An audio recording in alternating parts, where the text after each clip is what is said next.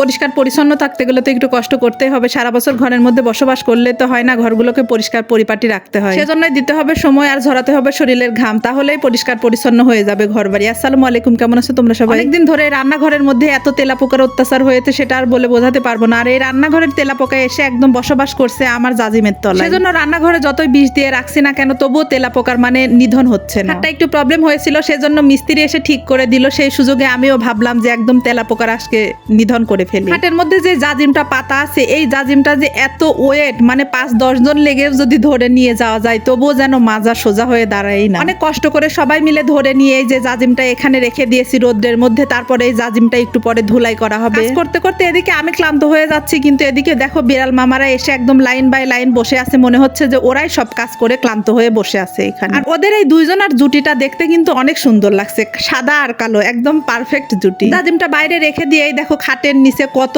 পরিমাণে ময়লা জমেছিল, একদম মনে হয় এক ডালা হয়েছে ময়লা। খাটের তলার সঙ্গে সঙ্গে পুরো ফার্নিচার গুলো আমি ভালোভাবে ব্রাশ দিয়ে একদম মুছে নিয়েছি, কারণ একদম ওর মধ্যে ধুলো জমে গিয়েছিল। নিজের রুম বলো আর পুরো বাসা বলো, যদি একদম ক্লিন করে রাখা যায় তাহলে একটা মানসিক শান্তি লাগে। তবে এই শান্তিটা সবাই বুঝবে না, শুধুমাত্র গৃহিণীরাই বুঝবে। দেখা হবে নেক্সট কোনো ভিডিওতে। আল্লাহ হাফেজ।